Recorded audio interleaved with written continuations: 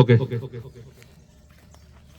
ഉദ്ഘാടന കർമ്മം ആരംഭിക്കുകയാണ്. ആദ്യമായിട്ട് നമുക്ക് പതാക ഉയർത്തുന്നതിന് വേണ്ടിയിട്ട് നമ്മുടെ ബഹുമാന്യനായ ജോഷി സാറിനെ വിപിൻ ചന്ദ്രൻ SHO തലയോപ്പം അവറുകളെ ആദരപൂർവ്വം ക്ഷണിച്ചുകൊള്ളുന്നു. കൂട്ടത്തിൽ പഞ്ചായത്ത് പ്രസിഡന്റ് നികിതകുമാർ അവറുകളെ.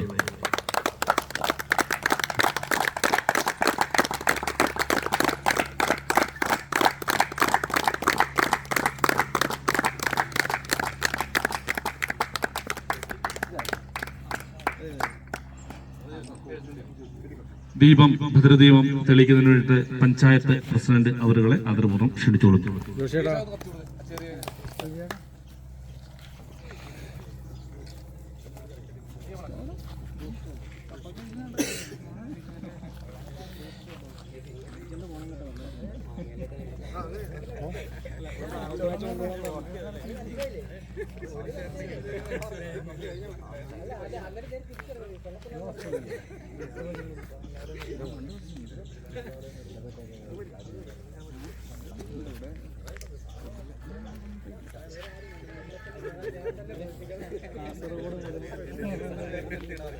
എല്ലായിടത്തും കളിച്ചു.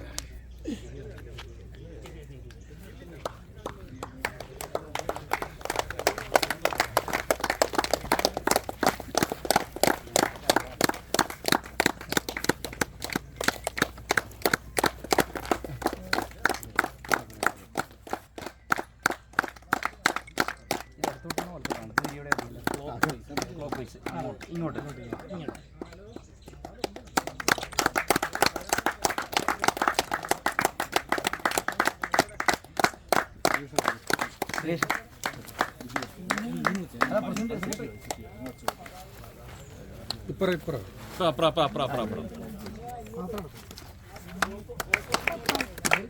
മക്കളറിയില്ല, പിള്ളേരാരുമില്ല, ആരുമില്ലല്ലേ?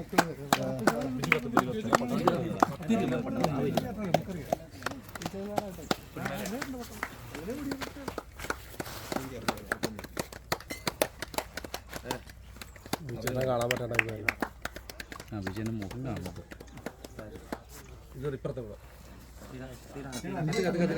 ഫോട്ടോയ്ക്കുള്ള പോസിക്ക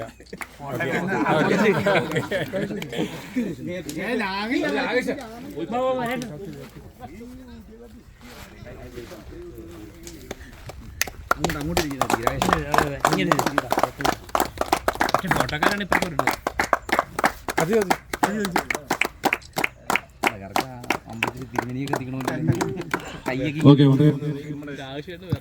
രണ്ടു വാക്ക് സംസാരിക്കുന്നതിന് നമ്മുടെ ജോഷ് സാറിനെ ക്ഷണിച്ചു.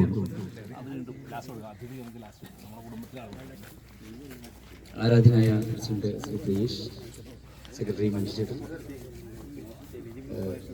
ആരാധനായ പഞ്ചായത്ത് പ്രസിഡന്റ് നികിതകുമാർ, സബി, ശരത്ത്, നൗഷാദിക്ക, പ്രിയപ്പെട്ട സുഹൃത്തുക്കളെ, വളരെ സന്തോഷമുണ്ട് അൽപ്പയുടെ ആദ്യ ദിവസം തന്നെ ഇവിടെ എത്തിച്ചേരാൻ കഴിഞ്ഞതിലും ഈ പരിപാടിയിൽ പങ്കെടുക്കാൻ കഴിഞ്ഞതും.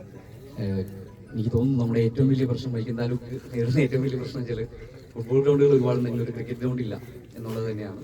അപ്പോൾ അതിനെന്തായാലും ഒരു ശാശ്വത പരിഹാരമായി എന്ന് നമുക്ക് ആശ്വസിക്കാവുന്ന ഒരു രീതിയിലൊരു ഗ്രൗണ്ട് കിട്ടിയിട്ടുണ്ട്. പിന്നെ എല്ലാ രീതിയിലും എത്രയും ബഹുജന പങ്കാളിത്തമുള്ള ഒരു ക്രിക്കറ്റ് ടൂർണമെന്റ് എനിക്ക് തോന്നുന്നത് നമ്മുടെ ജില്ലയിൽ തന്നെ അല്ലെങ്കിൽ സംസ്ഥാനം തന്നെ വളരെ കുറവായിരിക്കും.